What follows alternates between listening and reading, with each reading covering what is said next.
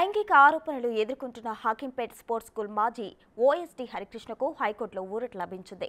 లైంగిక ఆరోపణల్లో ఎలాంటి వాస్తవం లేదంటూ ఆయనపై ఉన్న సస్పెన్షన్ను ఎత్తివేసింది.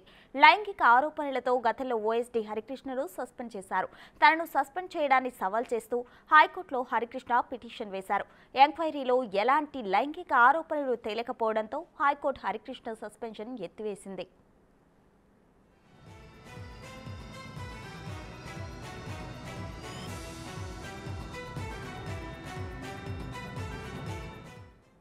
గత ప్రభుత్వ పెద్దలు కుట్ర చేసిన తనను తప్పించారని ఓఎస్డీ హరికృష్ణ ఆరోపించారు.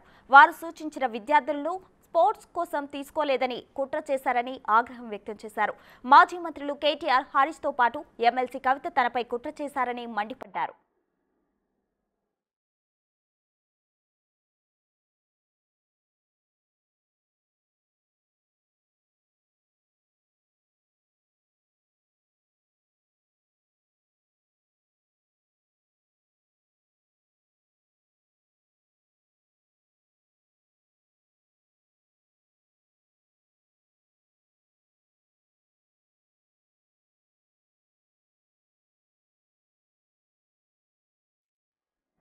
ఇదే అంశంపై మరింత సమాచారం మా ప్రతినిధి రానా అందిస్తారు. హక్కింపేట స్పోర్ట్స్ స్కూల్లో లైంగిక ఆరోపణలు ఎదుర్కొన్నటువంటి ఓఎస్డీ హరికృష్ణపై ఇప్పుడు కీలక పరిణామం చోటు చేసుకుంది. ఇన్ని రోజులు కూడా తనపై ఎటువంటి తప్పు చేయలేదనేసి కూడా ఆయన హైకోర్టుకు వెళ్ళారు. హైకోర్టులో ఆయనకి క్లీన్ చిట్ ఇచ్చినటువంటి నేపథ్యం కనపడుతుంది. ప్రస్తుతం మనతో పాటు హరికృష్ణ గారు ఉన్నారు. ఏంటంటే అసలు ఏం జరిగింది? ఎందుకంటే స్పోర్ట్స్ స్కూల్ అంటే చాలామంది అమ్మాయిలు ఉంటారు. వాళ్ళంతా కూడా నేషనల్కి కానీ జాతీయ స్థాయిలో కూడా వెళ్ళడానికి వారు ప్రయత్నిస్తున్నారు. అనేక విభాగాల్లో కూడా వాళ్ళు ఆడుతున్నారు. కాబట్టి వాళ్ళు మీ పైన లైంగిక ఆరోపణలు చేస్తున్నారంటూ కూడా పెద్ద ఎత్తున కూడా అప్పుడు ఆరోపణలు వచ్చాయి. దానికి మీరు అప్పట్లో ఖండించినటువంటి నేపథ్యం కాబట్టి ఇప్పుడు హైకోర్టులో మీకు ఏమని అనుకూలంగా తీర్పిచ్చింది? అప్పుడు వేసినటువంటి కమిటీ ఏం చెప్పింది? అయితే ఆ రోజు ఆగస్టు 13వ తేదీ నాడు ఈ ఆదివారం నాడు మార్నింగ్ 8 గంటలకు ప్రెస్ మీట్ పెట్టి నన్ను సస్పెండ్ చేయడం జరిగింది. మంత్రి గారు రావడం జరిగింది. న్యూస్ ఒకటి మరో బ్రిజ్ భూషణ్ అని. అది అసలు ఆ హెడ్డింగ్కు మాకు స్కూల్కి సంబంధమే లేదు. మరో బ్రిజ్ భూషణ్ అంటే అక్కడ ఢిల్లీలో జరిగిన విషయంలో 1 సంవత్సరం నుండి పిల్లలు రోడ్డు మీద కూర్చొని ధర్నా చేస్తున్నారు. మా స్కూల్లో ఎవరు ధర్నా చేస్తారు? ఆ రోజు పేపర్కి వచ్చిన తర్వాత మాకు ఎవరికి తెలియదు ఏం జరిగింది అనేది. అయితే ముఖ్యంగా ఏంటంటే ఆ రోజు జరిగింది ఏంటంటే సెలక్షన్ జరుగుతుంది. అది లాస్ట్ డే సెలక్షన్స్. ఆ సెలక్షన్స్ కొన్ని రోజుల ముందు నుంచి కూడా నాకు చాలా లెటర్స్ రావడం జరిగింది. మంత్రి గారి దగ్గర నుంచి కానీ, కవిత గారి దగ్గర నుంచి కానీ, ప్లస్ హరీష్ రావు దగ్గర నుంచి కానీ, కేటీఆర్ గారి చాలామంది అందరు లెటర్లు ఇచ్చారు. కానీ నేను ఒకటే అనుకున్నానంటే పిల్లలు స్పోర్ట్స్లో ఉన్న వాళ్ళకి కంపల్సరీ మెరిట్ ఉన్నవాడైతేనే బాగుపడతారు. ఫిజికల్ ఫిట్నెస్ లేని వాళ్ళకు మనం రికమెండ్ చేసినా వాళ్ళకి లాభం ఉండదు. చదవడం అంటే కూర్చొని చదవగలరు కానీ ఆటోల్లో ఆ మినిమం స్ట్రెంత్ లేకపోతే ముందు న్యాయం చేయం వాళ్ళకి. కాబట్టి మేము తప్పకుండా ఏం చెప్పినామంటే నేను దానికి తలవలేదు. దానికి ఒక్కటే ఒక కారణంతో ఏం చేశారంటే అప్పుడున్న చైర్మన్ కానీ, మాజీ చైర్మన్ కానీ, స్పోర్ట్స్ అథారిటీలో ఉన్నవాళ్ళు ప్లస్ ఆ కవిత కానీ ఆ ట్వీట్ చేయడానికి కారణం కూడా అదే. ఎందుకంటే ఇప్పుడు అంతే న్యాయం ఉంటే మీరు అప్పుడు ఓఎస్డీగా విధులు నిర్వహించినప్పుడు స్పోర్ట్స్ చైర్మన్గా అప్పుడు చాలామంది ఆంజనేయ గౌడ్ వచ్చాడు. అంతకుముందు అలీపూర్ వెంకటేశ్వర రెడ్డి ఉన్నాడు. సో వాళ్ళ నుంచి మీకు ఏమైనా ఒత్తిడి ఉండిందా? సీట్ల దీనికి సంబంధించిన చాలా ఉంది ఒత్తిడి. నేను చెప్తున్నాను కదా, చైర్మన్ ఆంజనేయుడు కానీ వెంకటేశ్వర రెడ్డి కానీ నాకు ప్రతిరోజు ఫోన్ చేసి హరాస్మెంట్ అయ్యేది అడ్మిషన్స్ గురించి. ఎవరెవరిని లెటర్ రికమెండేషన్ చేస్తారు, పంపిస్తారు. వాళ్ళకి వచ్చిన లెటర్ ప్రతి ఒక్కటే నాకు డైవర్ట్ చేస్తారు, చేయాలని చెప్తారు. ఎప్పుడు చేయలేదు నా విషయంలో. దాని మీద నాకు వాళ్ళకు చాలాసార్లు ఆర్గ్యుమెంట్ జరిగింది, డిస్కషన్ జరిగింది, గొడవ కూడా జరిగింది దానిపైన. అంటే ఇప్పుడు ఈ విషయం మీద మీరు అప్పుడు మంత్రి దృష్టికి ఏమైనా తీసుకెళ్లారా? అప్పుడు శ్రీనివాస్ గౌడ్ ఉన్నారు కదా, అప్పుడు తీసుకెళ్ళాను. ఈ అడ్మిషన్ పైన గొడవ వస్తుందని చెప్పాను. లాస్ట్ మన ఇది ఇష్యూ జరిగే ముందు మళ్ళీ సెలక్షన్ స్టార్ట్ చేసేటప్పుడు ఇప్పుడున్న సెక్రటరీ మేడం కూడా చెప్పిన, మేడం సెలక్షన్స్ ఈసారి నా దగ్గర పెట్టకండి, వేరే దగ్గర చేపిస్తామని చెప్పాను. ఇప్పుడు ఒక చిన్న క్లారిటీ అండి, మీరు అప్పుడు ఓఎస్డీగా ఉన్నప్పుడు అప్పుడు మాజీ మంత్రి అయినటువంటి హరీష్ రావు కానీ, కేటీఆర్ కానీ చాలామంది స్టూడెంట్స్కి సిఫార్సు లెటర్లు పంపించారు మీ దగ్గరికి. అది మీ దగ్గరికి పంపిస్తే మీరు యాక్సెప్ట్ చేయలేదని, అది నిజమేనా? నిజమే అండి. అది చాలా లెటర్లు వచ్చినాయి. కేటీఆర్ గారి దగ్గర నుంచి కానీ, హరీష్ రావు దగ్గర నుంచి కానీ, కవిత దగ్గర చాలా లెటర్లు వచ్చాయి. నేను వీటిని కన్సిడర్ చేయలేదు.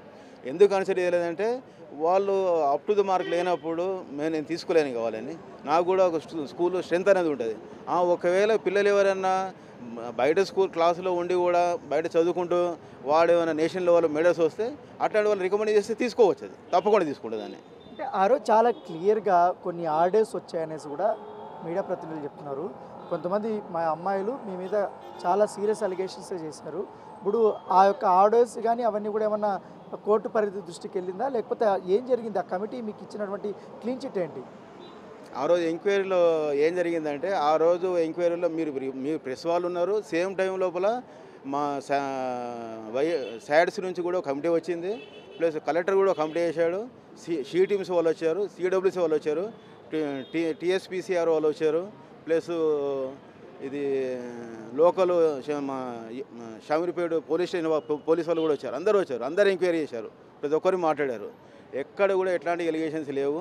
అవి ఆడియోస్ అన్నారు, మరి ఆడియోస్ అయితే మరి కోర్టుకి ఏం ప్రొడ్యూస్ చేయలేదు, ఎక్కడ మాట్లాడలేదు కూడా. ఎక్కడ అది ఏం మాకు ఎంక్వైరీకి వచ్చిన ఇప్పుడు మీ మీద కంప్లైంట్ చేసిన వారు ఏమైనా పేర్లు తెలిసిందా? వాళ్ళు ఏమైనా చెప్పారా? ఎందుకంటే కంప్లైంట్ ఎవరికైనా చేస్తే కదా వాళ్ళ పేర్లు బయట పెడతారు కదా.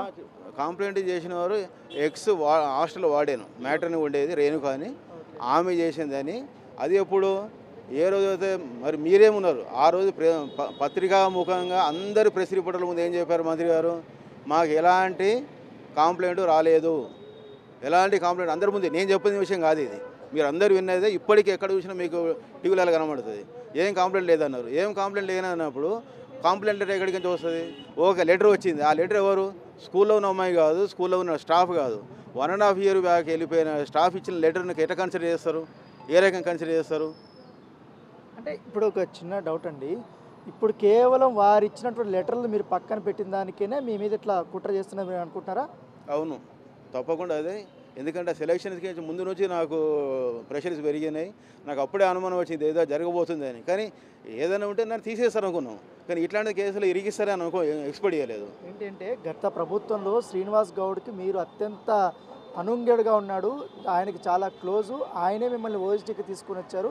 అలాంటి వ్యక్తి మీ పైన ఇప్పుడు చర్యలు తీసుకున్నారంటే ఎట్లా చూస్తారు? అప్పుడు యాక్చువల్గా ఏంటంటే శ్రీనివాస్ గౌడ్కు నేను అత్యంత సన్నిహితుడిగా యాజ్ ఏ గెజిటెడ్ ఆఫీసర్గా నేను ఫస్ట్ నుంచి కూడా ఉద్యమంలో తిరిగినవాడిని. తెలంగాణ మూవ్మెంట్ లోపల అత్యంత కీలకంగా తిరిగినవాడిని, ఫుల్ టైమ్గా తిరిగినవాడిని. ఉద్యోగాలు ఇడిచిపెట్టి తిరిగి ఆ రోజు ఉద్యోగం ఉంటుందో పోతుందో అన్న తిరిగిన వాళ్ళం.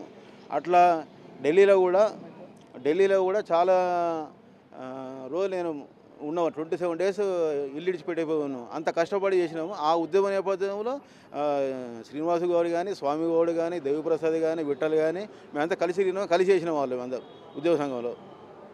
కాదమ్మా, మీ స్పోర్ట్స్ స్కూల్లో మీతో పాటు ఇతర క్రీడలు ఆడేటువంటి అమ్మాయిలు కూడా ఉంటారు కదా, ఎప్పుడన్నా ఇట్లాంటి ఇష్యూస్ ఏమైనా బయటకు వచ్చింది చూసారా మీరు? ఎందుకు గతంలో కంటే ఈయన మీద ఎక్కువ ఆరోపణలు చేశారని మీరు అనుకుంటున్నారు? మీరు చూసినటువంటి ఇష్యూస్ ఏంది? ఆ రోజు మీరు కూడా ఉన్నారు కదా హాస్టల్స్ దగ్గర, ఏం జరిగిందమ్మా ఆ రోజు? ఆ రోజు మేము అంటే న్యూస్ పేపర్లో వచ్చింది న్యూస్. అప్పటి వరకు అసలు ఈ ఇష్యూ గురించి ఎవరికి తెలియదు సార్. అయితే న్యూస్ పేపర్ నుంచి రాగానే సార్కి కూడా అప్పుడే తెలిసింది, మా అందరికి అప్పుడే తెలిసింది. అందరు న్యూస్ వాళ్ళు వచ్చారు హాస్టల్లోకి. ఏమైందో కూడా మాకు తెలియదు అసలు. తర్వాతకి సార్ అట్లాంటివి మేము ఎవరం కంప్లైంట్ ఇవ్వలేదు, ఎవరు చేయండి న్యూస్ పేపర్కి ఇచ్చారు. మేము అప్పటికే ధర్నాలు కూడా చేసినాం సార్ 2 days. ఇట్లా మా సార్ అట్లాంటి వాళ్ళు కాదు, మేమందరము సార్కి సపోర్ట్గానే ఉన్నాం. ఒకవేళ సార్ అలా చేస్తుంటే నెగిటివ్గా ఒక్కళ్ళైనా చెప్పాలి కదా. మేము నెగిటివ్గా ఎవ్వరం లేము సార్ సైడ్ నుంచి, అందరం పాజిటివ్గానే ఉన్నాం. సార్ని ఒక ఫాదర్ లాగా చూసినాము. ఇప్పుడు సార్ మీద అట్లా నింద రాగానే ఇంకా మాకు చాలా బాధ వేసింది. సార్ని తీసేశారు డైరెక్ట్, అప్పుడే ఏం ఎంక్వైరీ చేయలేదు. ఇప్పుడు సార్తో పాటు ఈయనకు సపోర్ట్ చేసిన కొంతమంది అమ్మాయిల్ని అబ్బాయిల్ని కూడా స్పోర్ట్స్ స్కూల్ నుంచి కూడా తీసేశారని తెలుసా? నిజమేనమ్మా? నిజమే సార్ అది. ఎందుకంటే సార్కి సపోర్ట్గా మాట్లాడుతున్నాం కదా, వాళ్ళ ఇప్పుడు వచ్చిన ఆఫీసర్స్ అందరూ సార్కి ఆపోజిట్ ఉన్నారు కాబట్టి ఇప్పుడు ఎవరైతే పిల్లలు ఉన్నారో అప్పుడు సార్కి సపోర్ట్ చేస్తూ మాట్లాడతాం కదా. సో సార్కి సపోర్టింగ్ లేకుండా చేద్దామని చెప్పి వాళ్ళు అందరినీ తీసేయడం జరిగింది. గతంలో కూడా స్పోర్ట్స్ స్కూల్లో మీరు చూస్తుంటారు కదమ్మా, మీరు ఎప్పటి నుంచి అక్కడ చదువుకున్నారు కదా, ఎవరికైతే అంత ఆట సరిగ్గా రాని వాళ్ళు కూడా స్పోర్ట్స్ స్కూల్లో సీటు పొంది వాళ్ళు పైకి తీసుకెళ్లారని అట్లాంటివి వచ్చేది. ఇప్పుడు అలాంటిదే ఆయన పక్కన పెట్టారనే ఉద్దేశంతో ఆరోపణలు వస్తాయి. అవి నిజంగానే అనుకుంటున్నారా? అట్లాంటివి ఏమైనా జరిగినా గతంలో ఏమన్నా? చాలా రికమెండేషన్స్తోనే చాలామంది వచ్చారు, కానీ సార్ ఎవరిని అట్లా రికమెండ్ చేయలేదు. ఎవరైనా స్పోర్ట్స్ మెరిట్ ఉంటేనే తీసుకున్నారు, కానీ ఇట్లా రికమెండ్తో ఎవరిని ఇప్పటి వరకు అయితే చూడలేదు. నేనైతే ఎవరిని తీసుకోలేదు. ఇప్పుడు దానివల్లనే జరిగిందని మాకు కూడా అనిపిస్తుంది సార్. హరికృష్ణ గారు, మీరు ఫైనల్గా ఏం చెప్పాలనుకుంటున్నారు? ఎందుకంటే ఇప్పుడు హైకోర్టు డైరెక్షన్ వచ్చింది, ఆల్రెడీ కమిటీ కూడా మీకు క్లీన్ చిట్ ఇచ్చింది అంటున్నారు కాబట్టి ఫైనల్గా మీరు ఏమనుకుంటారు? దీని వెనకాల ఎవరు కుట్ర పడినారు అనుకుంటున్నారు? మీరు అక్యూజ్ చేసేది ఎవరిని?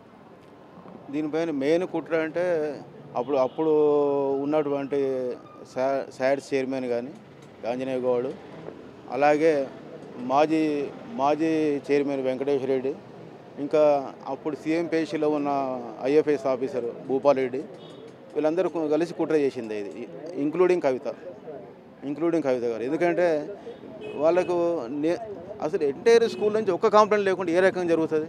అసలు కరెక్టేనా అది? మీరు అంతమంది రిపోర్టర్స్, అంతమంది ప్రెస్ వాళ్ళు ఉన్నారు, ఒక్క సింగిల్ కంప్లైంట్ పోనీ నేను తప్పు చేసినవన్న అయితే అక్కడ నిలబడి మాట్లాడగలనా? అంటే ఇప్పుడు మీ కొత్త ప్రభుత్వానికి మీరు ఏం చెప్పాలనుకుంటారు? ఏంటి మీ డిమాండ్ ఏంటి?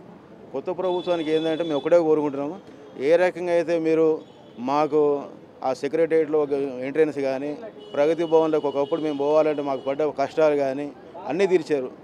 మాకు రాబోయే రోజుల్లో ఉద్యోగ సంఘాలు కూడా మేము అందరం ఒకటే మాట అనుకున్నాము. ఇప్పుడున్న గవర్నమెంట్కి ప్రత్యక్షంగా పరోక్షంగా అన్ని రకాలు మేము సహాయ సహకారాలు అందించాలని. ఎందుకంటే మాకు తెలుసు గవర్నమెంట్లో ఏ పరిస్థితి ఉంది, గవర్నమెంట్ ఏ పరిస్థితి తీసుకొచ్చారు. ఎందుకంటే మేము మా జీతాలు తీసుకోలేని పరిస్థితి, మా సరెండర్ బిల్లులు మేము తీసుకోలేని పరిస్థితి, మా జీపీఎఫ్ అమౌంట్లు మేము తీసుకోలేని పరిస్థితి. నా ఒక్కని కాదు, రాష్ట్రంలో ఉన్న ప్రతి ఒక్క ఉద్యోగి సమస్య ఇది.